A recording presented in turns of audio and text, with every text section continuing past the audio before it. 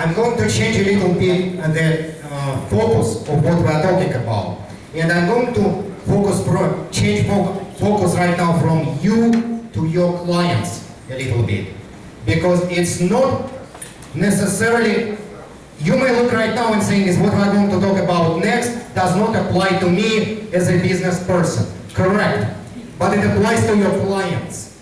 And your clients are usually misinformed about how the tax system works. So that part that I'm going to explain right now is not as much for your benefit as the taxpayer, but for your benefit as a professional agent. So you can explain to your clients what is going on. Before we talk about that, we need to explain, because that's the heart of the tax reform on the personal side. Okay. There are two things in the tax law that are called deduction. It's called itemized deductions and standard deduction. And a lot of people misunderstand it. Here is my example. Okay. We will do an analogy, and I strongly suggest you use that analogy. I found is the most effective one when you try to explain it to somebody who is not a tax person and you want to explain what is going on. Let's imagine that you have two things when you are going into a store. Gift certificate and a coupon. You have a gift certificate that says $10. You can turn in $10 and get $10 off of your purchase. You also have a coupon. And the coupon says you can take 10% off of your purchase. You cannot use both. You can use either the coupon or the gift certificate. You have to choose. The question is, how do you choose? How do you choose which one you use? Whichever one is better, right? How do you know whichever one? Which one is better, I'm asking you. So what is better, the coupon or the gift certificate? Which is better? It depends, exactly depends on what? How much you bought. Perfect, so okay. Everybody understands that concept, right? So if you bought $50 worth of stuff, your 10% coupon gives you what? $5. Then a gift certificate of $10 is better. If you bought $200 worth of stuff, the 10% of that is $20. That's better now than the $10 gift certificate. So that's how you choose in real life. That's what standard deduction and itemized deductions are. That's not the new tax reform. It always was like that. But the new tax reform changed how it works. So let's first understand the concept. Everybody on the tax return gets to deduct coupon or gift certificate. Gift certificate is standard deduction. Like what gift certificate is? $10, no matter what. What is standard deduction? Do you remember when we looked at your realtor return example? I said there was 40,000 and then we subtracted 6,000 and then 4,000. The 6,000 was standard deduction.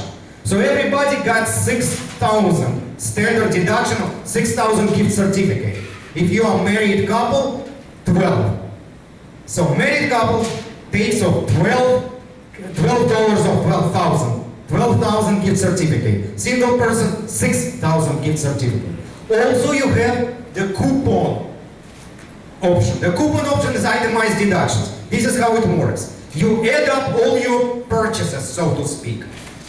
And if those purchases, all those discounts are bigger than your gift certificate, then you take what? The discounts. If they are smaller, then you take the standard deduction, the gift certificate. So, what is counted as itemized deductions? There is a whole very, very long list, but only 5 things really matter. 5 things on itemized deduction list, traditionally, like what most people use. Number 1 was sales tax. We're talking here in Texas. In the states that have state income tax, like in California, they have state income tax. We don't. We have instead sales tax. How sales tax is calculated? There is a standard deduction, like standard formula inside your software. The software will calculate if you spent last year, if your income last year was that much, then you get that much allowance for sales tax. Your alternative, of course, is, go through all of your receipts through the entire year and add up all sales tax you ever paid. Nobody does that. It's not realistic. I mean, if you do have that information, sure, you can. But most people just take standard allowance there. Allowance for sales tax. That's first of the itemized deductions. Next is property taxes on your own residence. Your local property tax. Not IRS taxes. Taxes that you pay to the Harris County, to Houston ISD, to like your school district, your county, your MUD, all of those taxes. That's the second one. So we have sales tax, then we have property tax, then we have mortgage interest.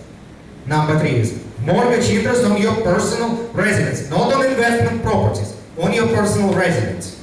Then number 4, casualty losses. Casualty losses is something like Hurricane Harvey happens, God forbid again. But okay, that's number 4. And number 5, donations. So when you give money to your church, when you give money to charitable organizations, okay, so basically those 5. Is there more? Oh yes, like there is medical deduction. But lately that medical deduction almost nobody can qualify for. The threshold is very high. So yes, there are a lot of things that can go there, but 5 practically matter. Sales tax, property tax, mortgage interest, casualty losses, donations. Those 5 things. So if you add them up, and they are bigger than your gift certificate, which is like 6,000 for one person, 12 for 2. So if you are bigger, you take itemized deductions. If it's smaller, you just take 6 or 12. Is that clear enough? Okay, so that's how the system works. Now what happened with the new tax reform? The new tax reform, all that simplification talk actually did simplify that. But here is what happened is, yes, the tax rates got reduced, that's not what I'm going to talk about. Why I'm skipping that? That's not really a big deal, guys, frankly. Why it's not a big deal? Okay, you used to have 25% bracket. It got reduced. Do you know to what? 24. To 24.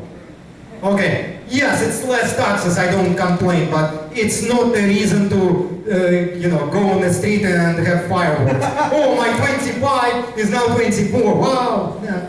Yeah, it's a little less, no? Okay, but here is where the actual reform happened.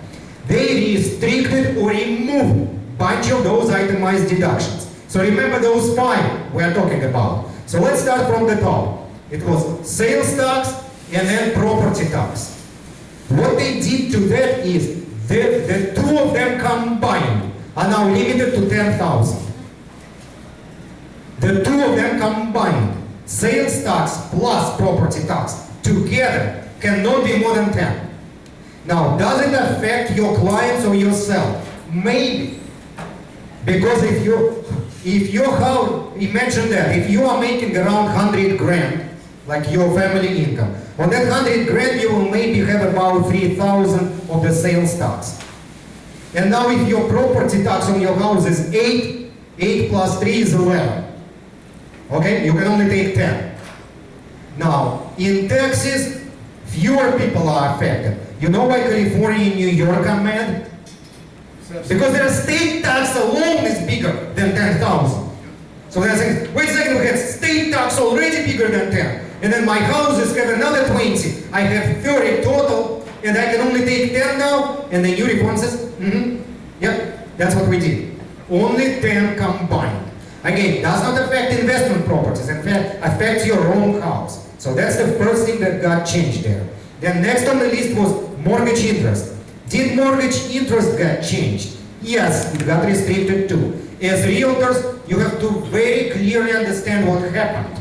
Because, again, there are tons of misinformation there. Misinformation and misunderstanding. Misinformation based on what they promised to do but did not, and then misunderstanding on what actually happened. Okay, so let's clear that confusion. Current rule is this. You can deduct mortgage interest on up to $1 million of debt.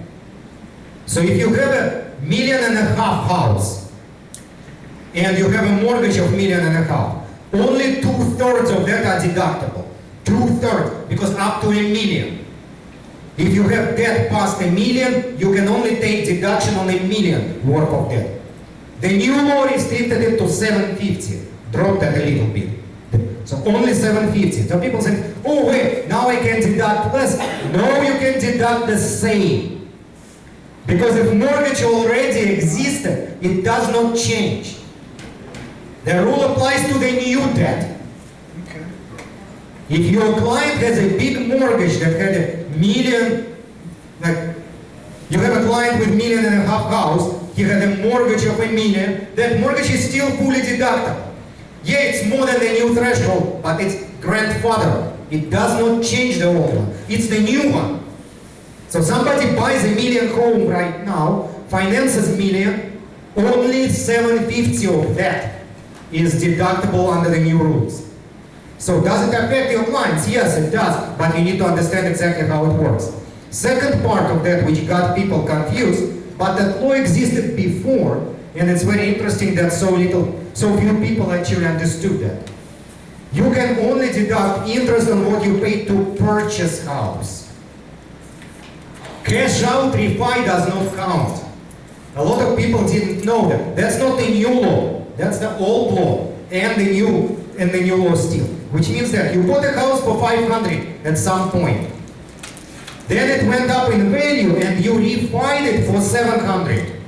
Well, 700 people think is under 750, under the new rules, under $1 million under the old. No, you bought the house for 500. You refined for 7. Only 500 part of that is eligible for deduction. That rule always existed. People just did not realize that was the case. But what made it worse in the new rule, now, people were getting second mortgages and line of credits to rehab a house, to fix the house. So what you could do before is, or not even rehab, for any purposes, you can get equity line of credit against your home, and up to $100,000 of that was deductible no matter what you used it for. You can refi the house, not refi, like get second mortgage, second mortgage, equity line or equity line of credit, and 100 of that, and you could buy a new car with that, have vacation, pay down debt, whatever you wanted to do with that. And you could deduct it. You cannot do it anymore. That thing is out. So you can take home equity line of credit. It's not illegal. But you cannot take any deduction for that anymore. The only exception would be if it's a construction loan. If you spend it to upgrade the house, then it's still deductible. Only if it's specifically used to upgrade the house. Any questions about that before I leave that? Yes? That's a good, the question was still up to 100,000. I believe so, but that's one of those questions that I would have to check before giving you definitive answer. It probably is still limited to 100. Probably. Okay. So, we had 5 deductions again. So we thought what the new law did is sales tax and property tax limited to 10,000. Mortgage interest limited because it went from 100,000 down to 750, from $1 million to 750, and it eliminated deduction for home equity line of credit. Now next one is casualty losses. What happened with casualty losses? It's okay. Gone. Cannot do that anymore, except federally declared disasters. So the only situation where it's allowed is in federally declared disasters. Because, well, Houston is lucky. We have a never-ending stream of federally declared disasters. So our, like, 1 in 100-year floods that happen every year now, yeah, they're always like federally declared disasters. So those will still qualify. But more like house that got burned, for instance, okay, will not qualify anymore. No casualty loss deduction. Last one is donations. Donations are the same. Donations still work, with one minor exception that only upsets very devoted athletic fans. You can no longer deduct anything that has to do with college sports. Like those tickets for college games are gone. Cannot deduct them anymore.